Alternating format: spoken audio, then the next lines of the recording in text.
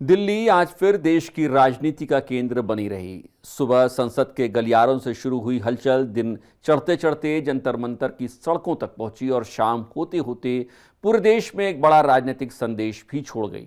आज का दिन सिर्फ घटनाओं का सिलसिला नहीं था, ये सवालों, सियासत और लोकतंत्र की परीक्षा का दिन भी मानो एक साथ रहा।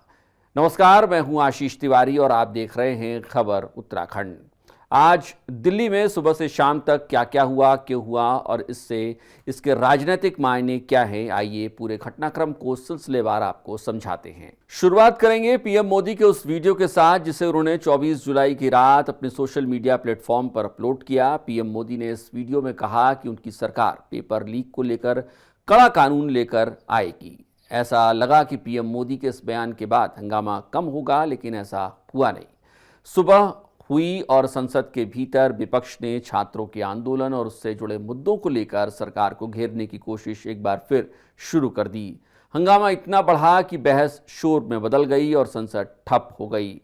उधर संसद के बाहर जंतर मंतर पर प्रदर्शनकारी लगातार डटे हुए हैं। उनकी मांगें ज्यों की त्यों हैं। उनका कहना है कि उनकी बात सिर्फ सुनी नहीं बल्कि उस पर कार्रवाई भी होनी चाहिए। दोपहर तक दिल्ली की राजनीति और गर्म होती दिखाई दी। विपक्षी नेताओं ने प्रदर्शनकारियों के समर्थन में अपनी मौजूदगी दर्ज कराई। राहुल गांधी ने प्रेस से बातचीत की और आंदोलन के दौरान घायल हुए एक युवक को सामने लाकर राहुल गांधी ने आरोप लगाया कि पुलिस ने युवाओं पर पैलेट गन का प्रयोग किया है।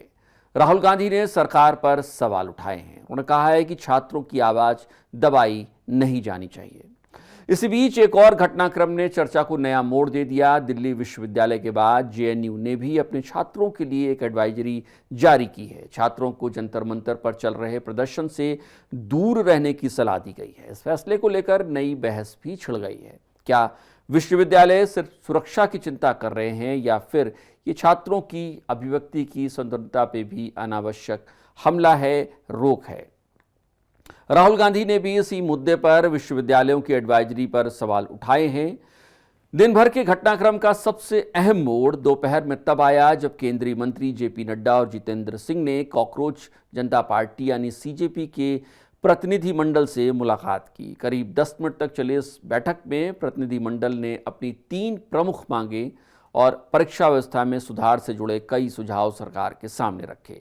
बैठक के बाद जेपी नड्डा ने कहा कि सरकार इन मांगों पर गंभीरता से विचार करेगी और अगले दिन फिर बातचीत कर अपना पक्ष रखेगी।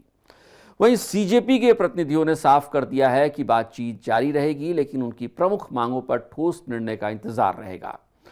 एक सबसे अहम बात जो इस बातचीत के बाद सामने आई वो ये कि क्या शिक्षा मंत्री धर्मेंद्र प्रधान का इस्तीफा होगा। तो सीजेपी के प्रतिनिधिमंडल ने कहा है कि इसके लिए सरकार ने कल शाम तक का वक्त मांगा है और इसके बाद ही चर्चा करके वो कुछ बता पाएंगे। यानी आज की इस मुलाकात ने लंबे समय से जारी टकराव के बीच संवाद की एक नई खिड़की जरूर खोली है, लेकिन इंतजार कल शाम तक का करना होगा। जब धर्मेंद्र प्रधान का इस्तीफा होगा या नहीं होगा ये साफ हो जाएगा। वैसे अब सबकी निगाहें अगले दौर की बातचीत पर भी हैं। क्या ये बातचीत किसी समाधान की ओर बढ़ेगी या फिर जंतर मंतर का आंदोलन और तेज होगा? शाम तक दिल्ली की तस्वीर सिर्फ एक प्रदर्शन की नहीं रहेगी, बल्कि जब हम ये वीडियो शूट कर रहे हैं तब तक बहुत कुछ राजनीतिक आरोप प्रत्यारोप, संवैधानिक अधिकार और युवाओं की बेचैनी, इन तीनों का संगम बन चुकी होगी जंतर मंतर की ये भूमि। एक बात और आपको बताना जरूरी है, वो ये है कि कॉकरोच जनता पार्टी ने साफ कर दिया है कि धर्मेंद्र प्रधान का अगर इस्तीफा नहीं होता है तो जंतर मंतर पर उनका धरना लगातार जारी रहेगा। आज की इस रिपोर्ट पर आपकी क्या राय है? क्या वाकई में दिल्ली में सरकार परेशान हो गई है? आपकी राय कमेंट बॉक्स में ज़रूर बताइएगा और अगर आपको ये वीडियो अच्छा लगा हो तो इसे शेयर करना और चैनल को सब्सक्राइब करना बिल्कुल ना भूलें। नमस्कार।